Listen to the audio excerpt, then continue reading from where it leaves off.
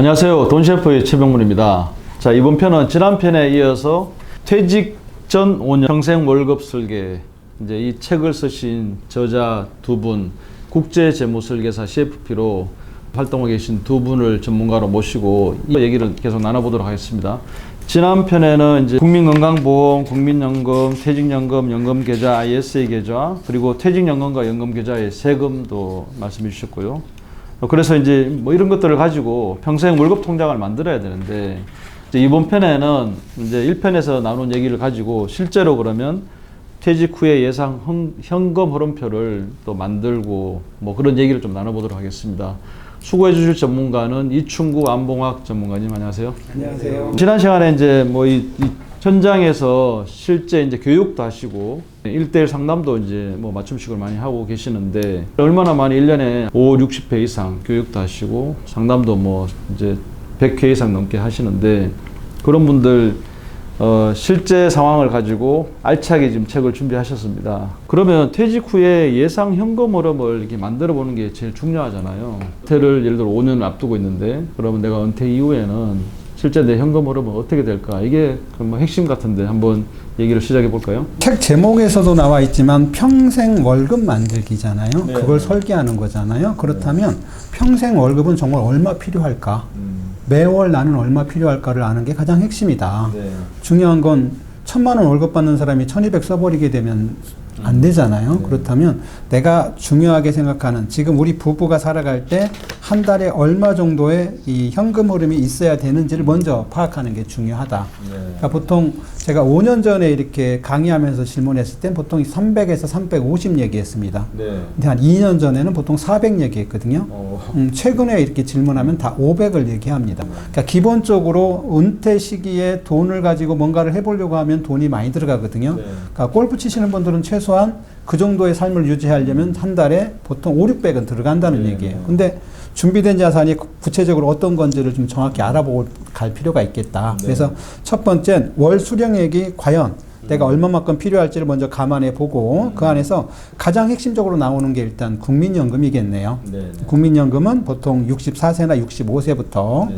국민연금 공단에 가서 보면 알아볼 수가 있습니다. 그래서 네. 어느 정도 되는지 준비가 안 됐으면 우리 사모님들의 임의가입을 통해서도 그런 것도 함께 준비해 볼 수 있도록 하면 좋겠고, 또 한 가지는 퇴직연금은 네. 자, 국민연금이 수령되기 전에 재취업을 통해서 소득이 발생하면 문제가 없겠지만 그렇지 않을 경우에는 그 안에도 뭔가 해결책이 필요하거든요. 그러니까 퇴직연금을 뭐 한 달에 200씩 인출한다든지 300씩 인출한다든지, 그리고 국민연금을 수령하게 되는 순간에 좀 더 줄일 수 있도록 가능한지, 이런 거 좀 더 알아볼 필요가 있겠고, 또 연금저축계좌. 연금저축계좌는 보통 일반적으로 2002년부터 이렇게 가입된 상품이 연금저축계좌거든요. 세액공제 받은 상품. 이런 것들이 보통 한 7, 8천 정도, 많게는 한 1억이 좀 넘는 분들이 계시는데, 보통 이거는 한 10년 정도 연금을 인출하게 됐을 때 네. 얼마만큼 금액이 되는지, 그리고 2000년 이전에 회사에서 내가 받내는 이런 상품들이 또 있어요. 이게 비과세입니다. 네네. 개인연금으로 가입하신 분들이 있는데 보험에 가입하신 분들도 있고, 이분들은 종신용으로 받는 게 일반적이고, 신탁 형태로 가입하신 분들이 금액이 꽤 되는 경우가 많아요. 회사마다 다르긴 하지만 네. 이런 상품들은 과거에만 만들어진 상품이고 이제 새로 가입할 수는 없는데, 네. 그 당시에 그런 선택을 하셨던 분들은 굉장히 축복받으신 분들이겠죠. 그래서 이런 연금을 얼마만큼 나올 수 있는지, 이런 자산이 웬만큼 확보되지 않으면 결국은 금융자산으로 가야 되겠네요. 네. 금융자산도 요새 월배당 상품들이 굉장히 많이 나와 있습니다. 네. 뭐 연한 7, 8% 정도로 나올 수 있는 이런 상품들은 어떤 게 있는 건지, 또 주식을 통해서 배당 소득이 좀 나올 수 있는 것들, 그와 관련된 세금은 어떨 것인지도 함께 고민해 볼 필요가 있겠고요. 이런 것들이 아닌 경우는 대부분 상가나 이런 쪽에 그 부동산을 통한 사업소득이 있겠네요. 이런 부분들. 그리고 마지막으로 요즘에 그 주택연금에 대한 관심이 되게 많았대잖아요. 그러면 주택연금을 언제부터 하는 게 효과적인지, 그리고 내가 가진 주택, 부동산이 어느 정도 가격이고 이걸 주택연금화 시켰을 땐 얼마만큼 나오게 될 것인지, 이런 것들도 한번 고려해 보는 게 의미가 있겠다. 그래서 적어도 우리 부부가 한 달에 얼마만큼을 쓰게 될 것인지에 여기 합당한지, 만약에 부족하다면 생활비를 줄이는 노력을 해야 될 것이고, 아니면 투자 수익률을 좀 더 높이든지. 우리가 100살까지 사는 걸 갑자기 80세에 끊을 수는 없는 거니까. 그렇다면 생활비를 맞출 수 있도록 하려면 뭔가 행동이 필요하다. 요걸 작성해 보는 게 은퇴 설계의 가장 핵심이라고 저는 생각을 합니다. 이제 요즘 뭐 유행하는 TV에 뭐 대기업 김부장 얘기 나오잖아요. 그 김부장이 임원 못 달고 퇴직을 한 거잖아요. 부장급에서 퇴직한다고 하면 어느 정도 준비가 되는 것 같아요, 현금 흐름이 평균적으로. 방송에서 나온 내용대로 김 부장이 5억을 갖고 퇴직을 하잖아요.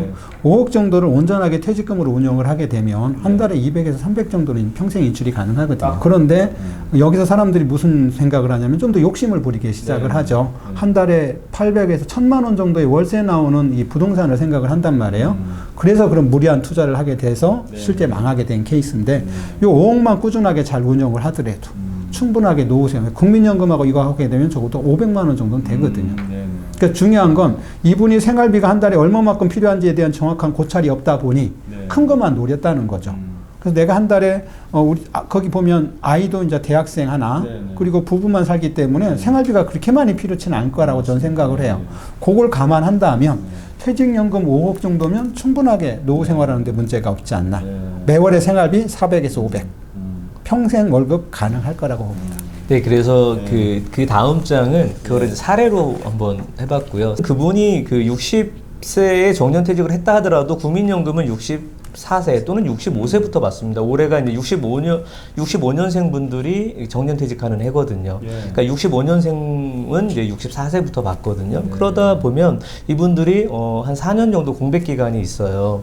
그러다 보니 어떤 선택을 하냐면 이걸 당겨받을 건지 아니면 그때까지 기다릴 건지 이거에 대한 이제 의사결정을 하셔야 되는데 일단 결론적으로 말씀드리면 저는 제 나이 때 받자. 왜냐하면 국민연금은 조기 수령하게 되면 1년 앞당길 때마다 6%씩 감액이 됩니다. 그래서 예를 들어서 200만 원 받으시는 분이 1년 앞당기면 12만 원 감액이 돼서 188만 원, 2년 앞당기면 176만 원씩 이제 수령하는 거고 그러면 64세 됐을 때 복원되느냐? 당연히 복원 안 됩니다. 왜냐면 당겨서 받았기 때문에 복원 안 되고 그럼 176만 원에서 물가 상승률만 반영돼서 수령을 하다 보니까 처음에는 좀 유리한 것 같지만 한 뭐 개인마다 약간의 편차는 있지만 75세, 76세 정도 되면 정상적으로 받은 사람이 저 연금 총액이 많아집니다. 그러면 우리가 수명을 언제까지 살지는 알 수는 없지만 평균 수명까지 산다면 조기 수령이 그렇게 유리하지는 않다라고 좀 말씀을 드리고 싶고요. 그래서 퇴직연금을 이제 중간정산 받으셔서 금액이 적으신 분들은 좀 다른 얘기겠지만 보통 대기업 우리 IMF 때 누진제 폐지하고 중간정산 한번 했거든요. 그때부터 지금까지 쌓여 있는 게 평균 2억 5천에서 한 3억 정도 됩니다. 근데 이 퇴직금은 분류과세 항목이에요. 그러니까 다른 소득인 합산하지 않고 따로 세금 계산을 하기 때문에 200을 받든 300을 받든 세율은 똑같아요.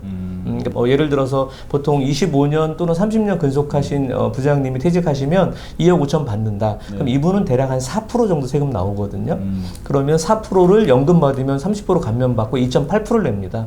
100만 원 수령하면 2만 8천 원 공제하고 200만 원 받으면 5만 6천 원 공제하는 거지 세율이 안 바뀐다는 거죠. 그래서 저는 국민연금 조기 수령하는 것보다는 퇴직금을 국민연금 나올 때까지 좀 많이 수령하자. 그리고 이제 나머지 것들, 그러니까 퇴직금 금액을 얼마를 수령할지는 맨 마지막에 정하고, 그럼 내가 이제 연금으로 수령할 수 있는 게 뭐가 있느냐? 그러면 아까 우리 앞단에서 말씀드렸던 연금 계좌, 거기에 이제 본인이 한 6, 7천 넣었다면 거기서 일정 금액 나올 거고요. 그 다음에 구개인 연금, 그러니까 2000년 이전에 가입한 연금 또는 이제 배우자나 본인이 보험회사에 가입했던 그런 연금이 있다면 그런 것들은 다 세금이 없는 비과세 연금이거든요. 그래서 그런 것들로 먼저 수령액을 정해놓고 부족분을 다 퇴직연금에서 수령을 하시고요. 김 부장 사례에서 나왔지만 나중에 상가에 투자했다가 실패해서 낭패를 보니까 최근에 연금에 대한 관심이 또 많이 늘어났고 그래서 어차피 퇴직하신 이후에는 그 목돈이 오히려 더 리스크가 큽니다. 매달 꼬박꼬박 나오게 할 수 있는 연금으로 지금 늦었다고 생각하지 마시고 준비를 하시고 나머지 부분들은 이제 우리 가정에서 갖고 있는 금융자산과 부동산을 가지고 어떻게 현금으로 만들어낼 건지를 우리 가정에 맞게 좀 수령 전략을 짜시면 좋을 것 같습니다. 예를 들어 뭐 침전납 이렇게 월납에 이제 익숙해 있던 고객들이 많아가지고 내가 갖고 있는 목돈 가지고는 은퇴 고정급으로 받을 수 있는 방법이 이제 있을까 이렇게 좀 궁금해하시는 분들이 많더라고요. 퇴직금 목돈이라든지 어쨌든 본인이 운영하던 목돈이 좀 있어도 충분히 안정적으로 이렇게 할 수 있는 방법이 있지. 아까 뭐 배당도 얘기하셨잖아요. 그런 금융자산의 그 월지급식이 요새 많이 발달이 돼 있습니다. 그래서 그런 것들을 통해서 뭐 주식형이 아니라 채권형으로도 그게 가능하니까. 아까 연금으로 준비되어 있지 않다면 그런 것도 충분하게 논의해 볼 수 있으니까 평생 월급을 만드는데 채권이나 이런 쪽에서 나온 금융소득 종합과세에 포함이 되니까 그 한도 내에서 어떻게 인출할 것인지에 대한 구체적인 계획도 필요해 봅니다. 안봉학 전문의님 말씀하신 대로 이 연금 크레바스 기간에 먼저 좀 이렇게 땡겨받고 싶은데 국민연금보다는 퇴직연금이 뭐 세율적으로는 유리하다. 굉장히 좀 중요한 현실에서 적용하시다 보니까 좋은 얘기들 많이 해주셨습니다. 자, 그러면 이게 퇴직자 또는 이제 퇴직 예정자들 은퇴 설계 체크리스트를 한번 볼까요? 사실 이제 퇴직을 앞두신 분들이 갑자기 의사결정을 해야 될 것들이 많아요. 이제 실업급여부터 그다음에 뭐 건강보험 그러다 보니까 많이 놓치는 부분들 상당히 있어서 저희가 이제 부록으로 퇴직하시기 전에 요거는 점검해야 되겠다라는 거를 책 내용으로 한번 좀 만들어 봤고요. 앞에서 말씀하신 것처럼 은퇴생활비는 저희가 얼마 쓰세요라고 말씀드릴 수 있는 항목이 아니에요. 우리 그 책에도 서식이 있는데 우리가 한 달에 얼마 쓰고 연 단위로 나가는 지출은 얼마인지 그렇게 해서 우리가 필요한 은퇴생활비가 얼마인지 정하는 것부터 시작을 합니다. 그래서 은퇴생활비 규모를 정하는 게 가장 중요한 요소. 이런 것들을 잡아가는 거고요.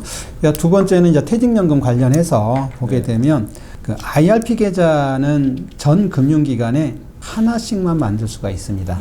여러 금융기관에 만들 수는 있긴 한데 하나의 금융기관에선 하나만 가능하거든요. IRP 계좌를 어디서 하는 게 유리하냐 말씀드리면 가장 중요한 건 두 가지가 있습니다. 하나는 세액공제를 받는 용도, 하나는 퇴직금을 받는 용도인데 자기가 그 마음에 드는 증권사에 스마트폰으로 개설하게 되면 계좌 보수가 없습니다. 저렴하게 할 수 있다는 거죠. 이렇게 만드시면 되겠습니다.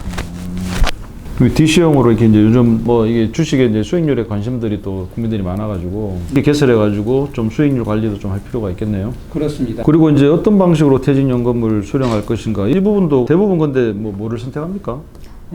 같은 금융기관인 경우에는 그 포트폴리오를 그대로 이전받을 수 있는 실물 이전이 현명하시고요. 보통 증권사나 은행에 있는 상품들은 실물 이전을 요즘 많이 선택을 합니다. 보험사에서 은행이나 증권사로 옮길 적인 실물 이전이 불가능하기 때문에 그럴 때는 무조건 현금 이전만이 가능합니다. 그래서 이 DC도 이전이 가능하고 IRP 계좌도 이전이 언제든지 실물이 가능하긴 한데 보험사에서 은행이나 증권사로 옮길 적에 실물 이전은 거의 불가능하다. 그래서 그렇게 아시면 될 것 같습니다. 퇴직소득세는 얼마나 될까? 퇴직소득세는 조금 전에 안봉학 전문가님이 말씀하셨듯이 퇴직소득세는 퇴직할 때 정해집니다. 이건 분류과세 소득이기 때문에 연금으로 어느 정도 그 한도 내에서 인출을 하게 되면 감면 혜택까지 주는 게 일반적인 형태고요. 한 3억 정도 되면 한 4% 정도 요 정도 되고 이 상황에서 연금으로 수령하게 되면 10년간은 30% 감면, 11년 차부터는 40% 감면을 주고 있습니다. 그래서 연금에 대한 수령 기간을 최대한 좀 길게 끌어갈 수 있도록 만드는 것.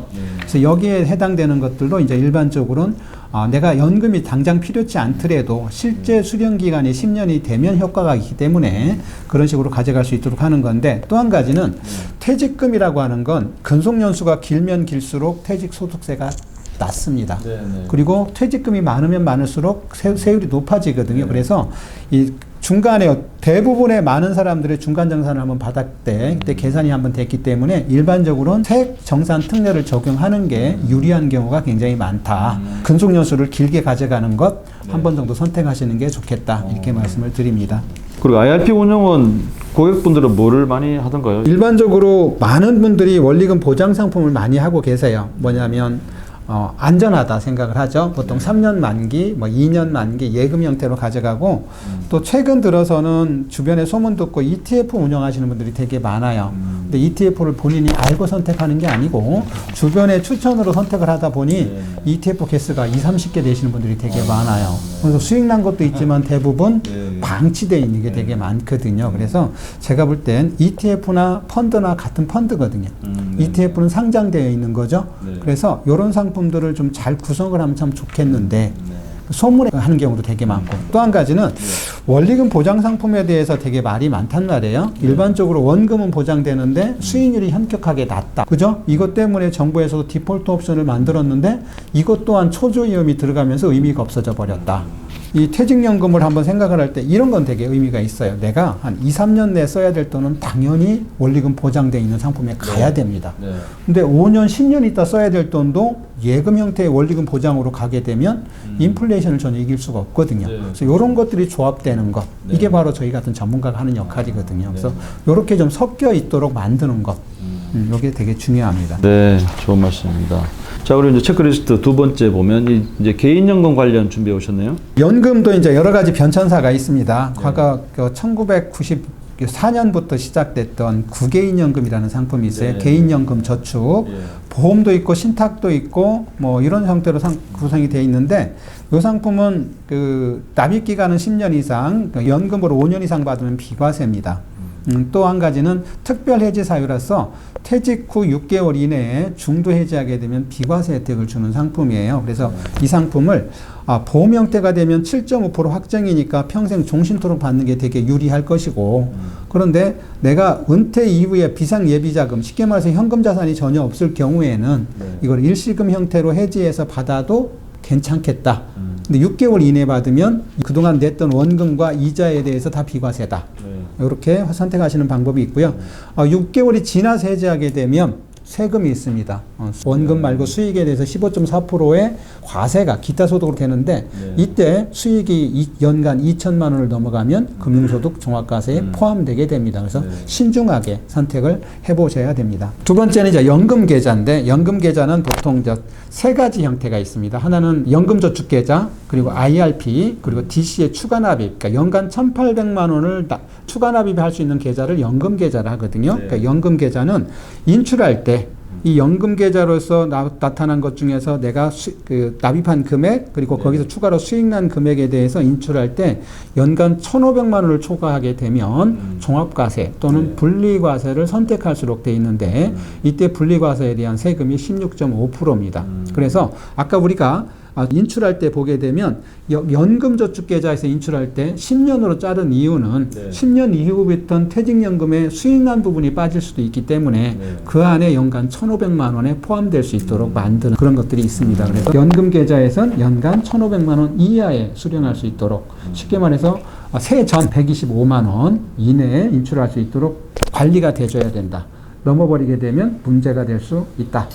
이제 또 한 가지는 이제 우리가 보통 연금저축계좌나 IRP 계좌는 납입 한도가 연간 1,800입니다. 이제 세액공제는 900만 원까지밖에 안 해주거든요. 그러면 많은 사람들의 보통 이 직장 생활 하시는 분들은 900만 원까지만을 납입하는 경우가 되게 많습니다. 근데 이 계좌를 정확하게 이해하면 1,800을 넣는 게 훨씬 더 효과적이겠죠. 왜냐하면 추가로 넣는 900만 원에 대해선 언제든지 인출해도 세금이 없고 연금으로 받아도 세금이 없습니다. 그래서 노후자금을 확장하는 데 있어서는 연금계좌에 연간 여유가 된다면 1,800만 원을 납입하는 게 효과적이겠다. 또 한 가지 말씀을 드리면 ISA 계좌를 3년 이후에 언제든지 해지가 가능하다고 말씀드렸잖아요.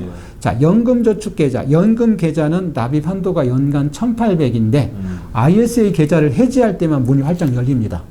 그래서 ISA 계좌에 해지한 전체 돈이나 부분 돈을 다 연금 계좌에 추가 납입할 수 있는 기회가 60일만 열립니다. 그래서 이런 절차를 하게 되면 연금 계좌에 그 연금으로 받을 수 있는 재원을 현격하게 늘릴 수 있다. 이런 부분들 한번 더 고민하시면 좋겠다. 이렇게 생각이 듭니다. 그런 그 복잡한 세금 적용 이런 것들이 국세청 금융상품 가입하면서 다 국세청 데이터로 들어가서 준비가 되나요? 세액공제 받은 부분은 그렇게 되는데 중요한 건 연금계좌가 IRP 계좌는 은행에 있고 연금저축계좌는 증권사에 있고 이게 한 두세 개 넓어져 있는 경우가 되게 많아요. 그들이 각각 한 사람을 컨설팅하지 못합니다. 그래서 가능할 때 은퇴 이후에는 이런 계좌를 한쪽으로 모아가는 방법도 의미가 있겠다. 마지막으로 연금보험은 소득공제 받지 않았기 때문에 이거는 다 비과세 적용이고요. 그렇습니다. 그럼 체크리스트 세 번째 국민연금 관련 건강보험 관련 한번 말씀해 주십시오. 앞 시간에 이제 국민연금 건강보험 말씀을 드렸는데요. 근데 국민연금은 사실 공단에서 알아서 운용을 해주니까 개인이 관여할 게 없습니다. 올해 국민연금이 굉장히 수익률이 좋았거든요. 200조 벌었다는 기사도 봤는데 하지만 국민연금 수익 많이 낸다고 우리 연금이 올라가진 않습니다. 국민연금은 내가 언제 수령할 건지, 그 다음에 그 수령 딱 시점에서 물가상승률만 반영돼서 올라간다. 그래서 우리가 국민연금에서는 결정할 건 내가 만 64세, 65세까지 기다렸다 받을 건지 아니면 조기 수령할 건지. 반대로 간혹 연기연금 선택하시는 분들도 있어요. 본인이 이제 국민연금 수령하지 않아도 생활이 되시는 분들 같은 경우는 연기연금이 7.2%씩 늘어나니까 굉장히 유리하거든요. 그래서 많지는 않지만 어떻게 연기연금까지 활용할 수 있고요. 그리고 이제 반대로 국민연금을 키울 수 있는 방법은 결국은 우리가 더 납부하는 방법밖에 없어요. 그러니까 본인이 만 60세까지 의무적으로 내야 되는 기간이 지났음에도 계속 납입하는 걸 임의계속가입이라고 하고 60세 이전에 소득이 단절됐다. 근데 난 국민연금 계속 내겠다. 그럼 임의가입이거든요. 그래서 소득이 없을 때는 납입 금액을 본인이 선택할 수 있기 때문에 현금 흐름에서 여유가 있다면 저는 당연히 국민연금을 최대한 길게 납부하시면 연금액도 그만큼 늘어날 겁니다. 반대로 이제 배우자분 같은 경우에는 과거에 이제 직장을 다니시다가 퇴직을 하셨어요. 그러면 국민연금은 10년 이상 가입 기간이 형성이 돼야 연금 수령이 가능한데 예를 들어서 한 3년 정도 직장 다니다 그만뒀다. 그러면 3년 동안 냈던 국민연금을 다 되돌려 받았거든요. 퇴직 시점에. 그걸 지금 반납하시면 중간에 안 낸 기간에 대해서 10년간 추가 납입도 가능하고 그리고 지금부터 또 65세까지 납입할 수 있기 때문에 얼마든지 전업주부도 5, 60만 원까지 연금 수령을 할 수 있습니다. 이런 부분들 좀 짚어드리고 있습니다. 그리고 건강보험 관련해서 한 말씀 해주십시오. 이제 퇴직하시면 이제 당장 건강보험이 직장가입에서 지역가입으로 바뀌거든요. 그런데 이분들이 내가 소득이 많았기 때문에 당연히 피부양자 안 된다라고 생각하는데 그건 잘못 알고 계신 거고요. 퇴직 신고가 들어가면 전 직장에서 받았던 소득은 영원으로 처리가 됩니다. 없습니다. 그러면 5월 달에 종합소득 신고하신 분들 빼놓고는 대부분 다 자녀 밑에 피부양자로 올라갈 수 있다는 얘기예요. 단 이제 부동산이 좀 워낙 많아서 본인 명의로 부동산이 주택인 경우에 공시지가 15억, 과세표준 9억이면 안 되거든요. 강남에 아파트 있는 분을 제외하고는 부동산 때문에 자녀 밑에 피부양자 못 올라가는 분은 거의 없을 거라고 좀 보고 있고요. 단 언제 이제 피부양자에서 탈락이 되느냐? 본인들이 국민연금 수령한 금액이 세전으로 2천만 원이 넘어가면 그러면 자녀 밑에 피부양자는 2천만 원 넘어가는 그 다음에 1월에 피부양자가 탈락이 되고 지역가입자로 전환이 됩니다. 그럼 그때 대략 수도권에 집이 하나 있고 국민연금 2천만 원 넘게 수령하시면 대략 한 30만 원 정도 건강보험료 나온다고 보시면 되거든요. 그래서 그걸 그때 가서 준비하긴 늦기 때문에 미리미리 이제 금융소득이 안 나올 수 있는 절세 상품들 앞에서 여러 번 열거해드렸던 그런 상품으로 분산을 좀 하셔야 됩니다. 연금 보험이 될 수도 있고요. 변액연금이 될 수도 있고 연금 계좌가 될 수도 있습니다. 자, 마지막으로 이제 체크리스트 네 번째 기타들을 쭉 정리해 주셨는데 한번 말씀해 주십시오. 저는 이제 기본적으로 퇴직하신 분들이 그래도 가장 부담스러워하는 게 결국은 대출금이 남아있는 경우더라고요. 그래서 대출금은 언젠가 우리가 상환해야 되니까 최대한 은퇴 시점에 맞춰서 대출금을 상환할 수 있는 전략을 좀 추천을 드리고 있고요. 그리고 뭐 실업급여는 어려운 건 없습니다. 본인이 원해서 그만두는 경우는 실업급여 대상이 아니니까 그건 퇴직하실 때 회사에서 실업급여를 받을 수 있게 신고가 진행이 되면 되거든요. 그러니까 계약기간 만료 또는 뭐 정년퇴직도 실업급여 대상은 되니까 그렇게 해서 본인이 실업급여를 받을 수 있는 대상이라면 최대 9개월간 지금 일일 최대 한도가 66,000원입니다. 그러면은 4주 단위로 지급되면 한 4주 단위로 184만 원 정도 수령할 수 있고요. 그리고 우리가 일부에서 잠깐 언급이 나왔었는데 퇴직을 하고 나면 건강보험료도 내야 되고 실손보험료 내야 돼요. 그러면 두 개 합하면 거의 50만 원 돈 되거든요. 그러니까 실손에 대한 당연히 부담이 있을 수밖에 없습니다. 그래서 기존에 본인이 갖고 있는 1세대, 2세대라면 예를 4세대 전환이 필요하신 분도 있고 이미 이제 청구를 많이 하시는 분들은 1세대, 2세대를 유지할 수밖에 없는 그런 상황일 수도 있으니까 본인의 현금 흐름을 보고 실손을 전환할 건지 말 건지 그리고 대기업 같은 경우에는 이제 단체로 실손 가입되어 있는 경우가 많이 있거든요. 그거를 퇴직한 날로부터 한 달 안에 개인 거로 전환할 수가 있어요. 새로 가입하는 것보단 단체 실손을 개인 실손으로 전환하시는 게 훨씬 더 유리합니다. 왜냐하면 그거는 이제 큰 지병만 있지 않으면 건강검진 통과하지 않아도 개인 실손으로 전환할 수 있거든요. 이런 제도 활용하시면 좋을 것 같고요.